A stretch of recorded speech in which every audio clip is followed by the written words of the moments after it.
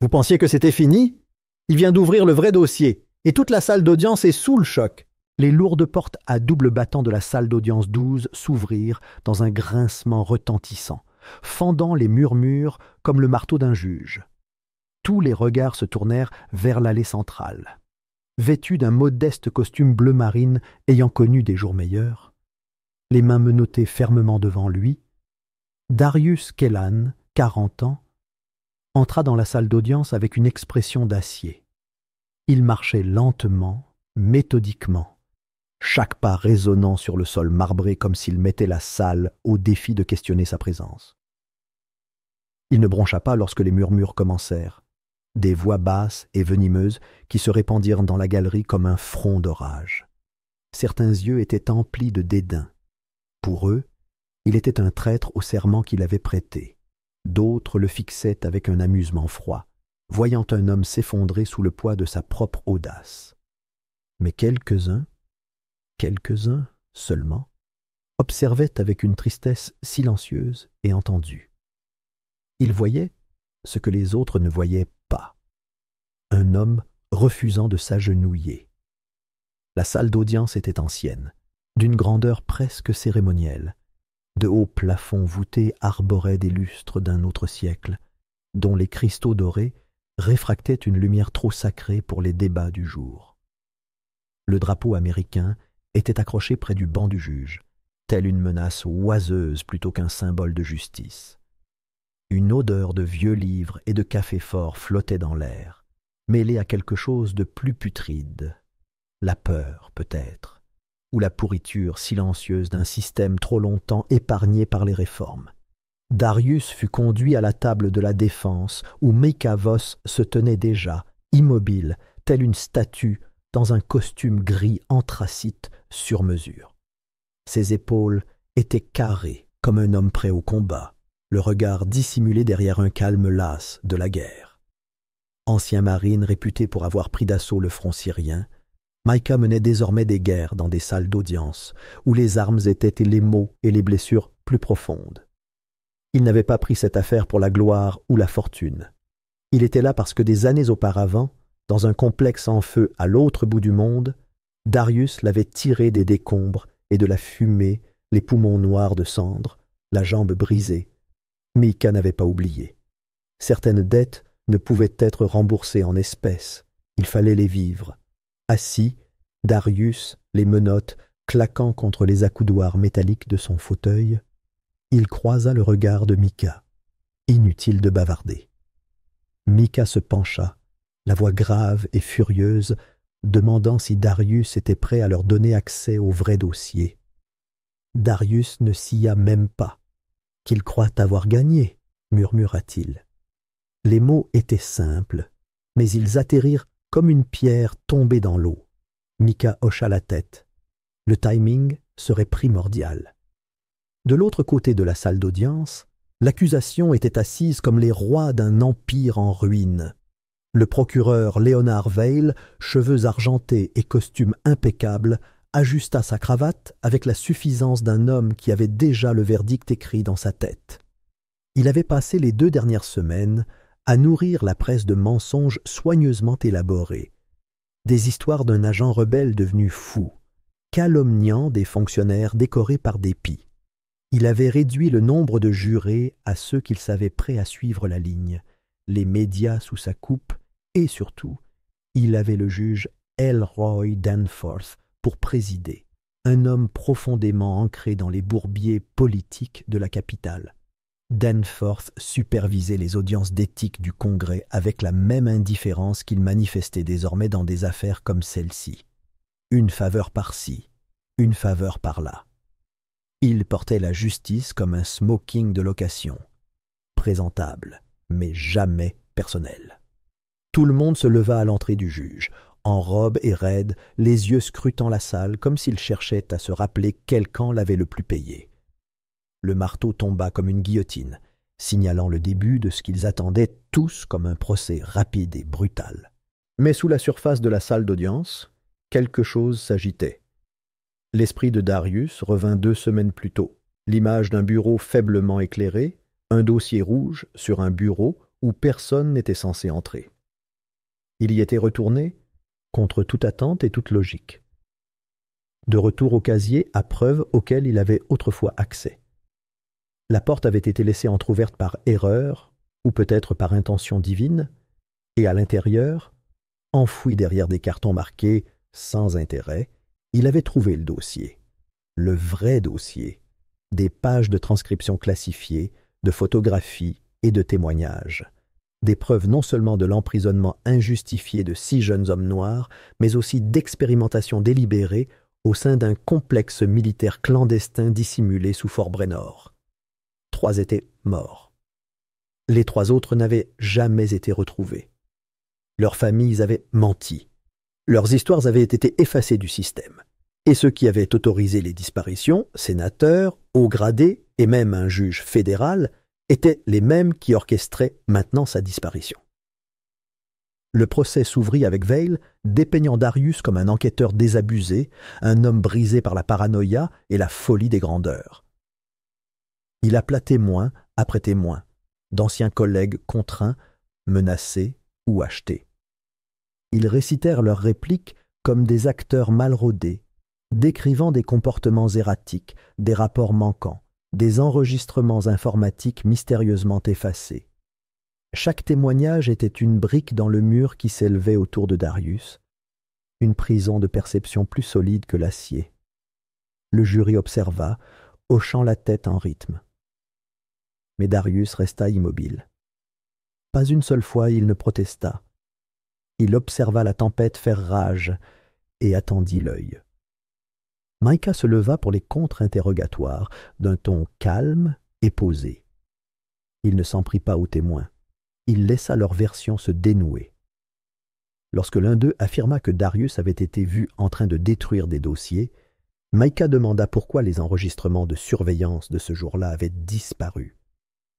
Lorsqu'un autre insista sur le fait que Darius avait proféré des menaces contre ses supérieurs, Micah présenta calmement de vieux courriels, rédigés avec professionnalisme et signés avec respect. Il semait le doute sans élever la voix, ses questions résonnant plus longtemps que n'importe quelle réponse, mais il savait que ce n'était pas suffisant. Pas encore. À la fin du premier jour, la salle penchait déjà vers la condamnation. Des caméras étaient alignées le long du mur du fond, leurs points rouges clignotant comme des assassins silencieux. Dehors, des manifestants se rassemblaient, certains avec des pancartes exigeant justice, d'autres scandant des slogans qualifiant Darius de traître. Aucun d'eux ne savait ce que contenait réellement la mallette que Micah gardait sous clé à côté de lui. Le deuxième jour se transforma en troisième et la pression monta. Vail fit venir un colonel en uniforme et poli qui témoigna que l'établissement auquel Darius faisait référence n'existait pas. Il qualifia cela de mensonge. Lorsqu'on lui demanda s'il était déjà allé à Fort Brennor, il esquissa un sourire narquois et répondit qu'aucun endroit de ce nom n'avait jamais existé. La salle d'audience rit. Danforth ricana. Darius baissa les yeux, mais intérieurement, il bouillonnait. Ce colonel, Richard Malkin, était l'un des hommes dont la signature figurait au dos du véritable dossier. Le 4e jour, alors que le procès atteignait son paroxysme, Micah fit un geste, non pas imprudent, mais une feinte délibérée. Il demanda de soumettre de nouvelles preuves, une clarification sur une accusation antérieure. Danforth, comme prévu réticent, demanda une suspension d'audience. À huis clos, Micah fut convoqué dans le cabinet du juge, où Danforth lui rappela les enjeux. Des carrières étaient en jeu, des institutions entières. La salle d'audience n'était pas le lieu pour exposer des griefs secrets. Il y avait des moyens, dit-il, de faire disparaître les choses. Micah revint dans la salle d'audience, pâle mais résolu. Il fit un signe de tête à Darius. Il était temps. Lorsque la séance suivante commença, la tension était palpable dans la salle. Le jury semblait s'ennuyer. Vail se laissa aller en arrière, s'attendant à une répétition. Danforth était assis en hauteur, marteau près. Et puis, Micah s'avança. De sa serviette, il sortit le dossier rouge. « Vous pensiez que c'était fini ?» demanda-t-il à la salle d'une voix ferme comme le tonnerre. « Il vient d'ouvrir le vrai dossier. » Des halètements résonnèrent dans la galerie. Vail se leva brusquement. Danforth aboya un avertissement, mais Micah continua, ouvrant lentement le dossier, page par page, pour que le jury puisse le voir. Des photographies, des cartes, des journaux de bord, des ordres signés à l'encre par des hommes qui juraient n'avoir jamais connu Darius. Lasalle et Darius? Pour la première fois depuis son entrée dans la salle d'audience 12, il s'autorisa à respirer. Car désormais, ils ne regardèrent plus seulement un homme menotté. Ils fixaient la faille qu'il avait largement ouverte. 2 semaines plus tôt, sous un ciel meurtri et chargé d'orage, Darius Kellan était sorti d'une camionnette banalisée et avait affronté le vent mordant du quartier industriel de Washington, D.C. La pluie s'abattait sur le trottoir comme un millier d'horloges qui tournent, chaque goutte le poussant à avancer.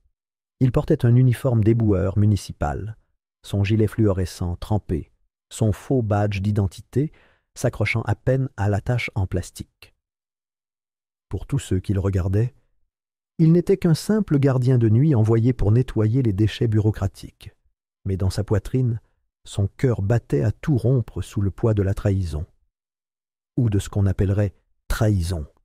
En tout cas, les archives fédérales se dressaient devant lui telle une forteresse d'ombre, insignifiante et sans fenêtre, ses lumières extérieures vacillant sous la fureur de la tempête.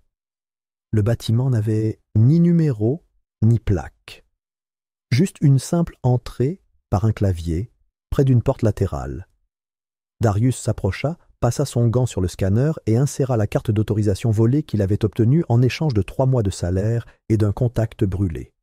Le feu passa au vert. La porte claqua. À l'intérieur, le silence l'engloutit. L'air sentait le métal, le plastique froid et une légère odeur de fréon.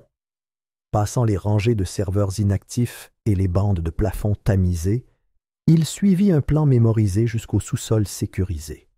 Chacun de ses pas résonna comme un avertissement. Il n'avait pas le temps d'avoir peur.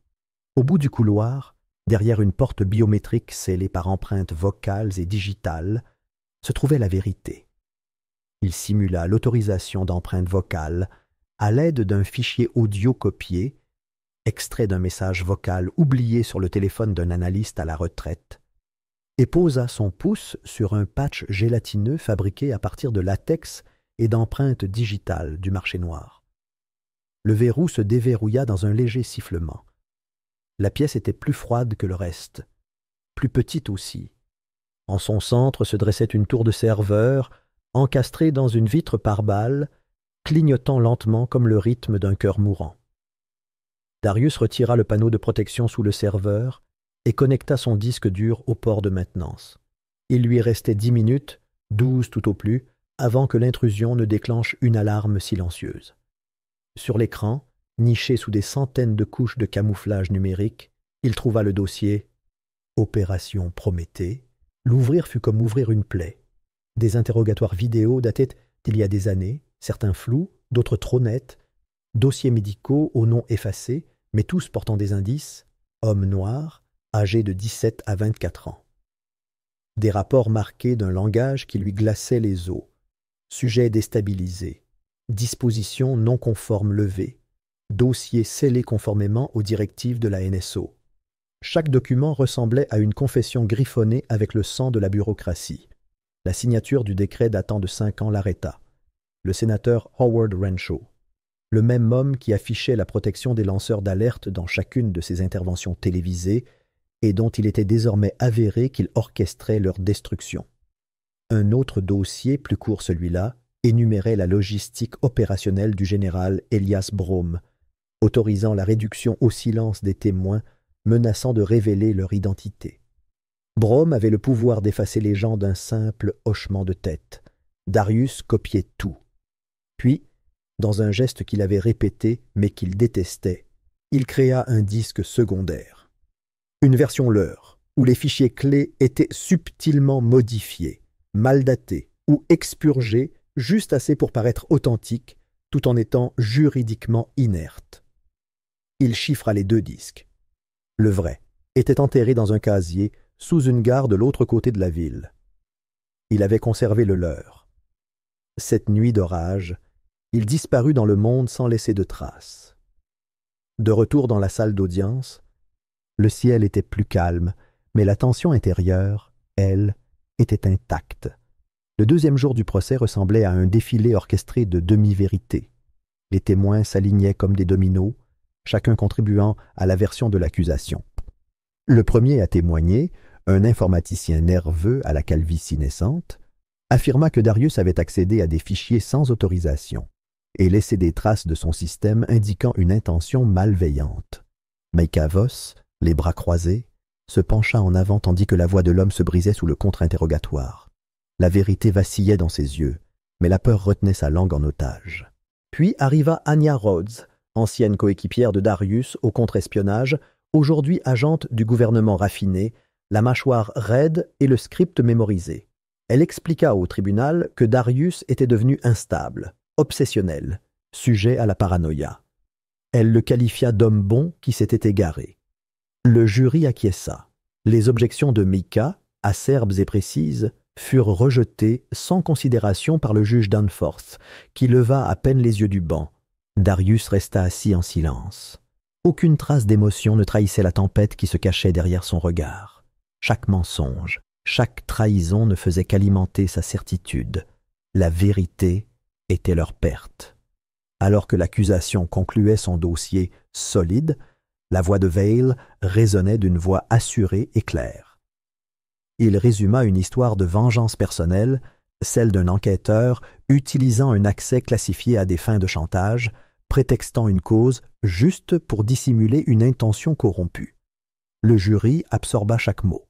Micah savait qu'ils étaient en train de perdre, selon des règles écrites pour être perdus. Puis il se leva, lentement, délibérément, comme si se lever n'était pas seulement une résistance, mais une déclaration. Il regarda le juge.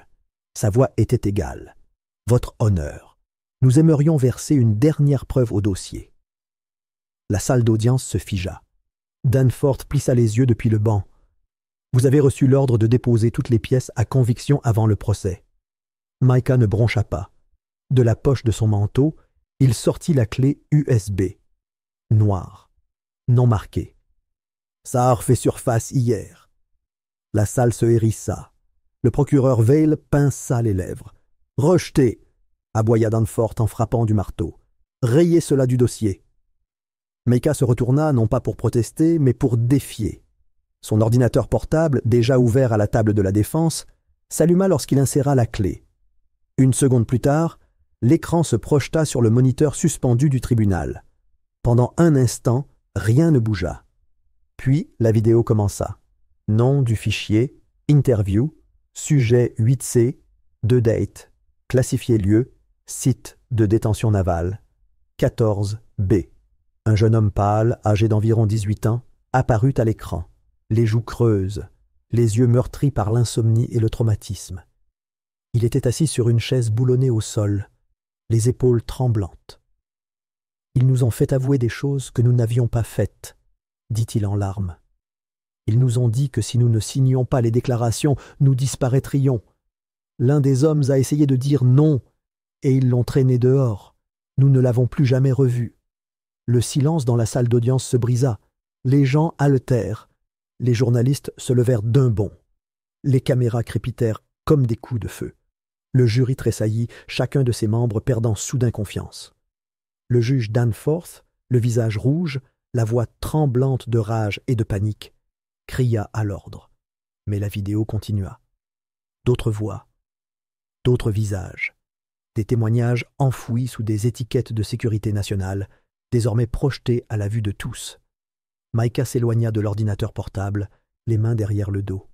« Vous pensiez que c'était fini ?» Sa voix ne s'éleva pas, mais elle porta. « Il vient d'ouvrir le vrai dossier. » Et soudain, le récit se brisa. L'expression du procureur Vail se transforma en panique, son regard oscillant entre le juge et son assistant, qui fouillaient dans leurs notes. Les journalistes sortirent précipitamment de la salle d'audience, appelant déjà les rédacteurs en chef et les rédactions. Quelqu'un dans la galerie cria quelque chose à propos d'assignation à comparaître. Un autre pleura. L'huissier se figea. Darius ne bougea toujours pas, ne scia pas, laissa la salle brûler. Il pensait avoir enterré la vérité. Mais la vérité avait du mordant. Et maintenant, elle déchirait le silence avec une violence qu'aucun tribunal ne pouvait contenir. Les règles du jeu avaient changé. Le véritable procès venait de commencer. Le procès fut suspendu pour suspension d'audience en vertu d'une clause dont peu de gens avaient entendu parler. Les procédures d'examen d'urgence. Une manœuvre juridique rarement invoquée en dehors des tribunaux en temps de guerre. La salle d'audience se vida, un malaise persistant comme la fumée après un incendie. Le juge Elroy Danforth quitta le tribunal avec une urgence visible, sa robe frôlant brusquement derrière lui, flanqué de 2 marshals américains au visage sombre et de 3 assistants portant des dossiers scellés.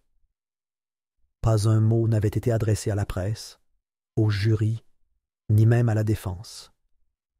Le marteau était tombé, mais l'écho qu'il laissa ressemblait davantage à un coup de semonce qu'à un rappel à l'ordre. Darius Kellan ne fut pas reconduit dans sa cellule comme auparavant. Cette fois, 2 nouveaux agents l'escortèrent à travers un couloir souterrain verrouillé par des serrures biométriques. Les néons bourdonnaient au-dessus de leur tête en pulsations erratiques, tandis qu'ils passaient devant des pièces qui semblaient conçues pour être oubliées. Finalement, ils entrèrent dans une pièce sans fenêtre, sans aucune marque d'identification sur la porte. À l'intérieur attendait un homme dont le visage ne figurait sur aucun organigramme, dont le nom n'apparaissait dans aucun document public, le conseiller principal Nolan Hart. Hart portait un costume bleu foncé et une attitude calme qui donnait l'impression que la température dans la pièce était plus froide. Il n'y avait pas besoin de présentation. Darius avait lu les notes internes, les courriels décryptés, ceux qui s'abstenaient toujours de qualifier Hart de tel, le dernier pare-feu entre la disgrâce nationale et l'illusion de l'ordre. Hart s'adossa à sa chaise métallique, la voix basse mais chirurgicale. « C'est plus grand que vous, monsieur Kellan, plus grand que le bien ou le mal. Il faut que tu affirmes que ce dossier était falsifié. Tu seras libre. Tu seras même réintégré. Tout cela peut disparaître. » Darius, encore endolori par les menottes froides et les vérités plus dures qu'il avait découvertes, regarda la table entre eux. Pas une seule fois son regard ne se posa sur Hart. Il savait que les hommes comme lui ne posaient pas de questions. Ils lançaient des ultimatums. Sa voix était rauque, presque creuse. Et les garçons dans ces vidéos? Hart se leva, ajustant ses boutons de manchette avec une précision désinvolte. Ce sont des fantômes, qu'ils restent ainsi. Alors que Darius était escorté dehors, de nouveau sous la garde d'un système conçu pour effacer les hommes comme lui, Hart resta assis, fixant le mur comme s'il calculait les dégâts nécessaires. Il serait considérable. De retour dans la salle d'audience, le chaos régnait dans un silence contrôlé. Micah Voss savait ce qui se passait. Le procès n'était pas suspendu, il était étouffé. L'accusation, enhardie par des instructions invisibles, a déposé une requête urgente visant à supprimer tous les nouveaux éléments de preuve. Leur argument, des préoccupations de sécurité nationale, pas de développement, pas de note de bas de page, juste ces 2 mots qui pourraient dissoudre toute défense. Et cela a fonctionné. Le banc du juge était resté vide pendant que les greffiers remettèrent l'avis de suppression. Les caméras ont été bloquées dans la salle. Les journalistes ont reçu une version modifiée des images de la salle d'audience, fortement recadrée pour montrer Micah hors contexte, dépeignant Darius comme un complotiste manipulateur exploitant des documents classifiés à des fins de vengeance personnelle. Dehors, la réaction du public s'est fragmentée. Certains ont cru au titre, mais d'autres se sont souvenus de ce qu'ils avaient vu sur l'écran de la salle d'audience. La nouvelle s'est répandue via des groupes de discussion cryptés, des réseaux universitaires et des forums privés. Un mouvement a surgi sous le radar de la couverture médiatique générale. Les manifestants se sont rassemblés en silence, brandissant des pancartes avec des noms censurés et des cadres photos vierges, les visages des disparus. Des jeunes hommes, souvent issus des mêmes communautés que les détenus de ces vidéos, ont marché pour la vérité dans une unité solennelle et indéfectible. Micah continua de déposer des requêtes, chacune balayée comme une mouche dans une salle de réunion. Mais alors que la défense se préparait à une nouvelle journée de justice voilée, une porte s'ouvrit, qu'aucun d'eux n'avait vu venir. Le lieutenant Amos Reeds entra dans la salle d'audience sans prévenir, vêtu de civil et avec une nervosité qui fit se redresser même les huissiers. Ancien commis militaire, il avait à peine 30 ans, et sa carrière était marquée par l'obscurité. Il avait servi sous les ordres du général Elias Brome au site de détention navale 14B, la même où les dossiers d'interrogatoire avaient été déposés. Il demanda à parler. Pas à voix basse, pas à huis clos. En audience publique, Micah demanda une brève discussion avec le juge, demandant que Reeds soit entendu selon le protocole relatif aux témoins. Mais Danforth, qui était revenu à la barre avec une expression encore plus froide qu'auparavant, semblait indifférent. Il avertit Micah qu'une nouvelle violation de procédure entraînerait un outrage au tribunal. Mais la galerie regardait, et le jury, bien qu'ayant reçu pour instruction de ne pas tenir compte de tout ce qui s'était passé la veille, s'est penché en avant avec un souffle collectif. Reeds s'avança à la barre des témoins. Ses mains tremblaient lors de sa prestation de serment. Mais lorsqu'il regarda Darius, quelque chose se stabilisa dans sa posture. Il avoua avoir reçu l'ordre de falsifier des dossiers médicaux, falsifier des dates, modifier des résultats, remplacer des causes de décès. Il avait contribué à enterrer non seulement des dossiers, mais la vérité. Et il ne l'avait pas fait par loyauté. Il l'avait fait parce que son jeune frère avait été menacé. Un professeur de lycée discret de Raleigh, désormais sous protection après un accident de voiture simulé qui avait failli lui coûter la vie. Reeds poursuivit. Il précisa que la liste des détenus n'était pas de 10 ni de 20. Elle était de plus de 300, des garçons noirs et métis, qualifiés de menaces potentielles en vertu d'une clause de contre-espionnage jamais votée par le Congrès. Ils furent emmenés, interrogés et, dans de nombreux cas, jamais libérés. Micah se leva lentement et se tourna vers le juge Danforth. Il demanda une protection d'urgence pour le témoin, invoquant un risque évident et des liens directs avec des abus fédéraux. Le juge Danforth baissa les yeux vers son banc, puis vers Reeds, puis vers Micah. Le silence s'éternisa suffisamment pour se transformer en autre chose. Un mépris déguisé en délibération. Finalement, il statua. Requête rejetée. Aucune justification, aucune excuse. Le cri de surprise dans la salle d'audience fut immédiat, viscéral. Reeds se leva, la voix faible maintenant, presque désolé. Il dit avoir caché des copies des dossiers. Il les remettrait si quelqu'un promettait de protéger sa famille. Mais aucune promesse ne vint. Micah se tourna vers Darius, une tempête au fond des yeux. Ils savaient tous deux ce que cela signifiait. La vérité, à elle seule, ne suffisait pas. Pas dans ce tribunal. Pas avec ce système. Dehors, les protestations redoublèrent. La police boucla le quartier. Des hélicoptères tournoyèrent. Un site d'information indépendant publia la vidéo intégrale et non éditée du sujet 8C2, obtenue grâce à une fuite remontant jusqu'à un ancien stagiaire du ministère de la Justice disparu quelques semaines auparavant. La vidéo devint virale du jour au lendemain. Mais à l'intérieur de cette salle d'audience, entourée de murs suffisamment épais pour taire le monde extérieur, Darius Kellan était assis en silence. Pas brisé. Pas encore. Il savait que la suite serait la partie la plus difficile, car le dernier nom sur la liste des dossiers enterrés n'était pas celui d'un détenu, c'était celui d'un juge, Elroy Danforth, et Darius en avait la preuve. Mais la faire admettre, il faudrait incendier tout le bâtiment.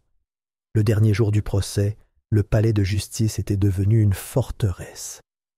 Des barricades d'acier bordaient le périmètre, renforcées par des agents anti-émeutes dont les expressions trahissaient l'épuisement de semaines passées sous les projecteurs nationaux. Des hélicoptères bourdonnaient au-dessus, tels des vautours vigilants. Les rues entourant le palais de justice, autrefois un quartier calme du centre-ville, était désormais englouti par la fièvre de la protestation. Des pancartes en carton perforées par l'eau de pluie, des chants qui résonnèrent de fureur, des affiches faites à la main représentant les disparus, des visages que Darius avait nommés, flottaient comme des fantômes attachés aux grilles. La foule s'étendait sur des pâtés de maison, un mélange de chagrin, de rage et de solidarité. Le nom de Darius Kellan était devenu plus qu'un titre.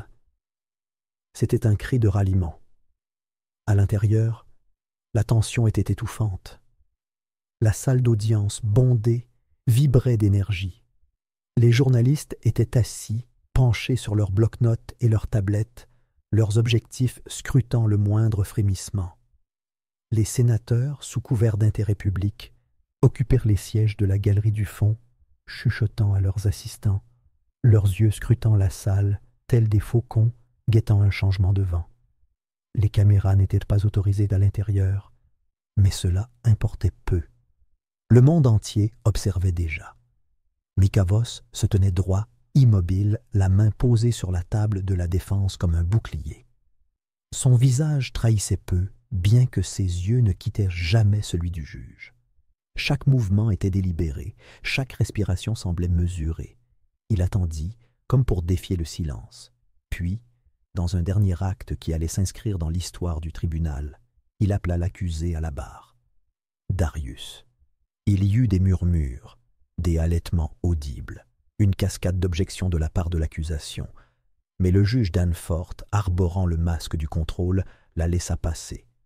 Peut-être pensait-il lui accorder une dernière indulgence, une ultime indulgence avant la condamnation. Peut-être s'attendait-il à ce que Darius implose à la barre, bégaie sous l'examen minutieux, s'effondre sous le poids de son propre scandale. Mais il ne connaissait pas l'homme qui se tenait d'eux. Il ne parlait pas de lui en premier. Il ne plaidait pas son innocence, ni ne demandait de la compassion. Il parlait plutôt de noms, des noms qu'il avait mémorisés, des noms gravés dans les plis de sa mémoire comme des cicatrices. Tavion Ward, 17 ans, s'était arrêté pour un feu arrière cassé, détenu sans inculpation, jamais rentré. Louis Crandall, médecin militaire en poste à l'étranger, avait déposé une plainte interne pour torture. Il avait été renvoyé aux États-Unis, diagnostiqué paranoïaque et renvoyé pour instabilité mentale. Darius racontait ses histoires avec la précision d'un chirurgien, propre, mesuré, exigeant, sans fioritures, sans mise en scène, juste des faits. Il décrivait les systèmes qui permettaient de telles disparitions. Traces écrites effacées, caméras éteintes, faux certificats de décès signés par des médecins complices. Il expliquait comment le silence était acheté, comment la peur était instrumentalisée. Des officiers étaient promus, des lanceurs d'alerte étaient enterrés, et à chaque étape, les agences de surveillance fermèrent les yeux. Le jury resta figé, leurs plumes arrêtées depuis longtemps. Même l'accusation, si enflammée quelques jours plus tôt, resta immobile. Le procureur Leonard Vail jouait avec sa cravate, sa confiance s'évaporant. Le sénateur Renshaw, assis raide au fond, baissa les yeux lorsque son propre nom apparut dans la chaîne de commandement. Le général Brome, qui avait refusé d'assister au procès sous prétexte d'opération classifiée, fut mentionné non pas une, mais 5 fois, chaque fois plus accablante que la précédente. Et puis vinrent les derniers mots de Darius. Il n'éleva pas la voix. Il ne regarda ni le juge ni la galerie. Il regarda droit dans les yeux le jury.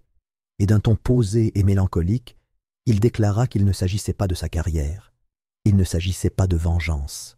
Il s'agissait d'un système conçu pour s'attaquer aux plus faibles. Il acceptait qu'il puisse encore être condamné, que la machine puisse encore le ronger. Mais la vérité, promit-il, était déjà là. Il y avait veillé. À cet instant, Micah s'avança et déposa une enveloppe scellée sur le bureau du juge.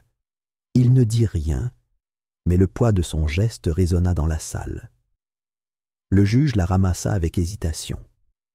À l'intérieur se trouvaient des documents adressés à plusieurs organisations internationales de défense des droits humains, chacun tamponné, authentifié et déjà expédié. Le tribunal pouvait étouffer des preuves. Il pouvait réduire au silence les témoins. Mais il ne pouvait plus étouffer la vérité. Celle-ci avait échappé au mur de la salle d'audience. La galerie fut prise d'une frénésie. Les journalistes se ruèrent vers les sorties. Les manifestants à l'extérieur hurlèrent plus fort, tandis que les murmures de ce qui s'était passé à l'intérieur filtraient à travers des textos frénétiques et des mises à jour en direct. Et le juge Danforth, un homme habitué à exercer une autorité sans faille, suspendit la séance indéfiniment. Pas de décision, pas de condamnation, juste une retraite. Dans les jours qui suivirent, tout commença à basculer. Le ministère de la Justice, sous une immense pression publique et surveillé de près par la communauté internationale, annonça une enquête interne. Les murmures se transformèrent en assignations à comparaître. Des dossiers, autrefois scellés, furent discrètement divulgués à des journalistes étrangers. La Maison-Blanche resta silencieuse, sans faire de commentaires officiels. Mais dans les couloirs du Capitole, des changements se firent sentir. Le sénateur Renshaw démissionna dans la semaine, invoquant des « affaires personnelles ». Son bureau fut vidé en une nuit. Ses assistants refusèrent de parler aux journalistes. Les dons de campagne furent suspendus. Le général Brougham publia une déclaration publique annonçant sa retraite anticipée, soulignant son désir de passer plus de temps avec sa famille. Les responsables militaires firent des éloges creux pour ses décennies de service, mais il n'y eut aucune célébration, pas de médaille. Quant à Darius, il fut transféré de l'isolement vers un centre fédéral sécurisé pour témoins. Les charges retenues contre lui ne furent pas officiellement abandonnées, mais classées. Il n'était plus considéré comme un criminel, mais comme un collaborateur dans une enquête en cours. Son statut juridique changea, mais il resta prudent. Micah lui rendit souvent visite, toujours pour le tenir au courant, toujours à l'affût. Dans sa cellule silencieuse, Darius tenait un carnet de notes. Il commença à noter les noms qu'il n'avait pas mentionnés, ceux qui n'avaient pas encore été prononcés. Car même si le tribunal était silencieux, le travail n'était pas terminé. Le système était fissuré, pas brisé. Et il le savait mieux que quiconque, la machine essaie toujours de se reconstruire. Mais maintenant, il lui manquait des pièces vitales, et ces fissures commençaient à s'élargir.